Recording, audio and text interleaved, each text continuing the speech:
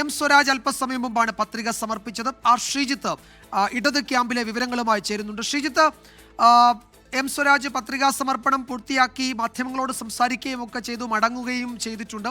എത്ര സ്ഥാനാർത്ഥികൾ മത്സരിക്കുന്നു എന്നതൊന്നുമല്ല ഘടകം എന്ന് സ്വരാജ് വിശദീകരിക്കുകയും ചെയ്യുന്നുണ്ട്. ഇടതുമുന്നണിയുടെ ആത്മവിശ്വാസം എന്താണ്? എന്തൊക്കെയാണ് ഇടത് ക്യാമ്പിലെ നീക്കങ്ങൾ? വിജയകുമാർ, ഇന്ന് 11:30യോടെയാണ് എം സ്വരാജ് നാമനിർദ്ദേശ പത്രിക സമർപ്പിച്ചത്. പ്രധാനപ്പെട്ട LDF നേതാക്കളോടൊപ്പമായിരുന്നു അദ്ദേഹം പത്രികാ സമർപ്പണത്തിന് എത്തിയത്.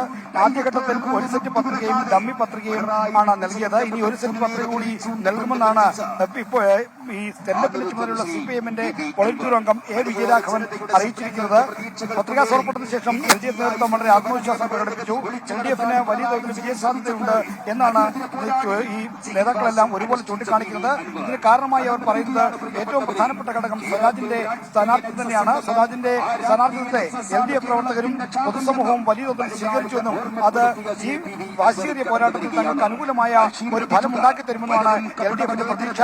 LDF-ന്റെ സംഘടനാ സംവിധാനമാകെ ഒന്നാകെ ചലിച്ച് ശക്തമായ പ്രവർത്തനങ്ങൾ നടത്തുന്നുണ്ട്. ഓരോ പഞ്ചായത്തും ഓരോ വാർഡുകളും മറ്റും കേന്ദ്രീകരിച്ചുള്ള പ്രവർത്തകർക്കുള്ള ചുമതല നൽകിയുള്ള ചുമതലാ വിഭജനമൊക്കെ തന്നെ പൂർത്തിയായി. അവിടങ്ങളിലൊക്കെ തന്നെ ശക്തമായ പ്രവർത്തനങ്ങൾ നടക്കുന്നുണ്ട്. അതുകൊണ്ട് നിലമ്പൂർ ഉപതെരഞ്ഞെടുപ്പിൽ വിജയം കൊയ്യും, നിലമ്പൂർ മണ്ഡലം നിലനിർത്തും എന്ന് തന്നെയാണ് LDF-ന്റെ ഉറച്ച ആത്മവിശ്വാസം. ശ്രീജിത്താണ് വിവരങ്ങൾ നൽകിയത്. വലിയ ആത്മവിശ്വാസത്തിൽ തന്നെയാണ് LDF ക്യാമ്പും. എം സ്വരാജ് അല്പസമയം മുമ്പ് പത്രിക സമർപ്പിക്കുകയും ചെയ്തു. ശ്രീജിത്താണ് വിശദാംശങ്ങൾ നൽകിയത്.